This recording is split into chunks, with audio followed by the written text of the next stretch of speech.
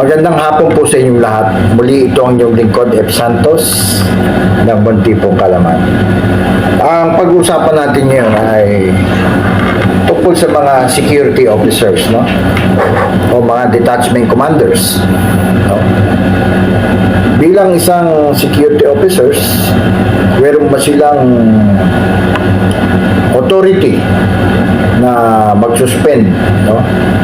Na isang guard na kung ito ay nakakommit ng violation o infractions, at ano yung mga dapat na step bago ito ibigay ng isang security officer.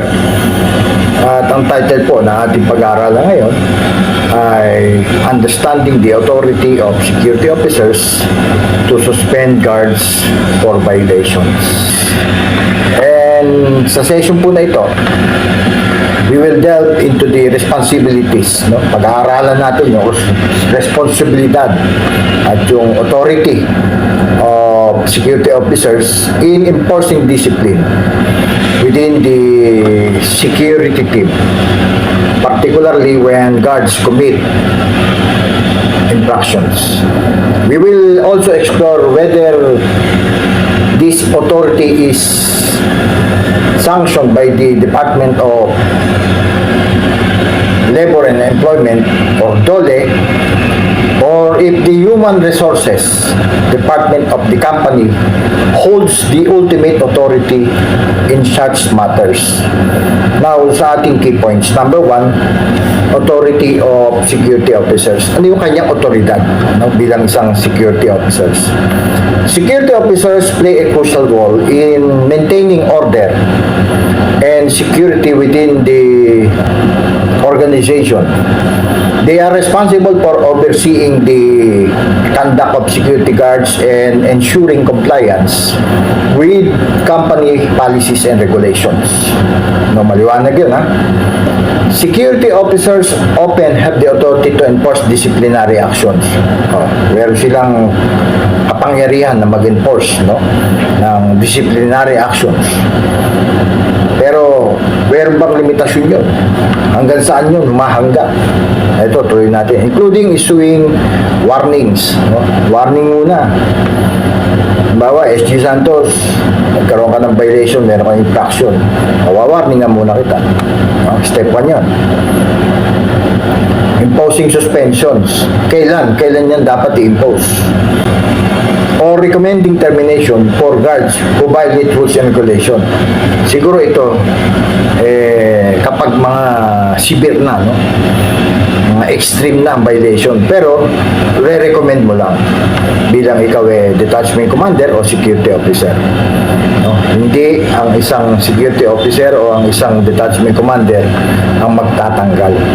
Gagawa mo yan ng report sa operation managers nyo, sa HR, sa company, sa agency, at sila ang bahala mag-decide. No? Number 2, DOL guidelines. Ano yung guidelines ng Department of Labor and Employment na siyang nagseset ng guidelines for employment, including disciplinary actions. While DOLE mandates fair treatment of employees, it does not specifically dictate who has the authority to suspend guards for violations. No? Employers are generally granted the discretion to delegate disciplinary authority within the organization. No? Yung company, yung agency, ang siyang may authority. Whether to security officer, human resources, or other designated personnel, no? Yung bang commander, yung human resources, o yung i-designate ng company. Number 3, the human resources versus security officers. In many companies, human resources, HR, departments are responsible for overseeing employee relations, including disciplinary actions or disciplinary matters. HR professionals are trained in employment laws, no, batas, no? Nagsanay sila dyan, nag-aral sila, may sapat silang kaalaman, and best practices, ensuring fair and consistent treatment of employees. Walang bias, sabi nga, fair, While HR may be involved in the disciplinary process, security officers as frontline supervisors often have immediate authority to address security-related violations and maintain order within their teams. Bilang ikaw, detachment commander, security officers, kapag nagkaroon ng infraction yung gwardiya mo, meron ka talagang authority dyan. Dahil ikaw ang frontliners, no? Ikaw ang unang-una. Ikaw ang nandoon. Pero yun nga, ang pinapaliwanag natin dito, ang detachment commander, walang karapatang magtanggal ng security. Re-recommenda mo yan. Bahala ang HR o ang company o yung operation manager, provided yung mga report, makikita na katanggal-tanggal niya yung gwardiya.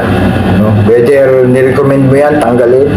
Pero pag nabasa yan ng HR o ng operation managers, pwede nilang ibaba, no? Sa suspension. Kasi hindi naman terminable yung kanyang offenses. Number 4, collaboration and communication. Napakalaga nito. Effective collaboration between security officers and HR is essential in handling disciplinary issues. Pinag-report mo yung gwardiya sa opisina, sa agency. Pagdating ng gwardiya sa agency, sa HR, bakit yan nandito? Iho, iha. Pinapunta po ako ng aking detachment commander. Inartiyo po ako. Now, yung HR walang ideya. Tatawagin yung officer, o bandito si SG, si LG, ganyan. Ay, natiyok po yan. Eh, natiyo mo, wala kang documentation, wala kang report. Ano, manghuhula ba yung mga taga-HR? O mga security officer, ha? Pag tayo mag-artiyo tayong tao, siguruhin natin, binigyan natin yan ng NTE, notice to explain. Paliwanag mo. No? Due process yan eh. Now, nung mabasa mo ang kanyang notice, yung kanyang explanation, nakita mo hindi ka tanggap-tanggap, hindi acceptable. So, yun, pwede mo siyang bigyan ng order, ng letter, na you are hereby to report, o kung kanino man sa agency, sa HR, o sa operation manager, para doon siya magpaliwanag. No? HR can provide guidance on legal compliance and procedural fairness. Procedural fairness. Binibigyan natin din. While security officers can offer insight into security-specific concerns and immediate action required, clear communication channels between security officers, HR, and management are crucial to ensure that disciplinary actions are aligned with company policies and legal requirements. Yung company rules, dapat align yan. Yung ipinato mong disciplinary action sa gwardiya mo, dapat align yan saan? Doon sa company policies na ipinatutupad ng Human Resources Department. Klaro, ano pa? Align din yan sa legal requirements na sinasabi ng batas. Hindi basta tayo magtatanggal ng gwardiya nang hindi siya dumaan sa legal process. No? Now, sa ating conclusion, the authority of security officers to suspend security guards for violation is critical aspect of maintaining security and discipline within an organization.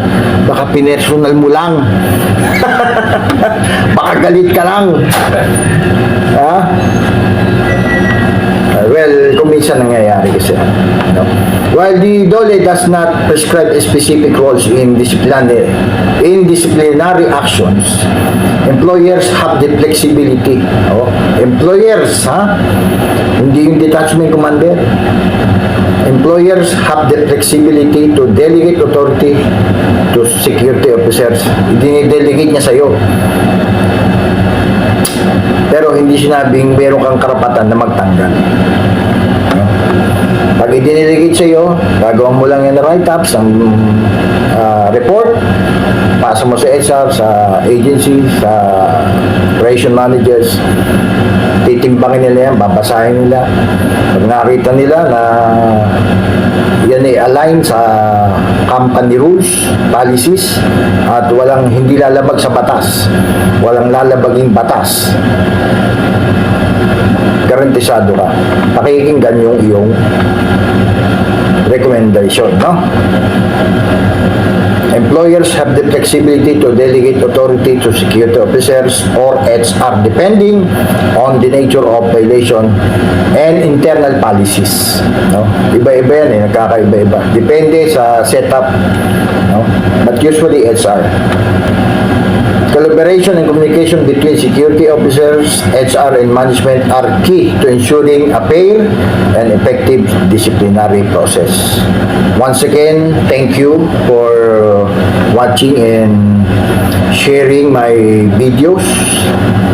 And I hope meron po tayong natutunan sa munting kalaman natin binagi. Once again, this is Ed Santos. Munting kalaman. Maraming pong salamat sa inyo lahat.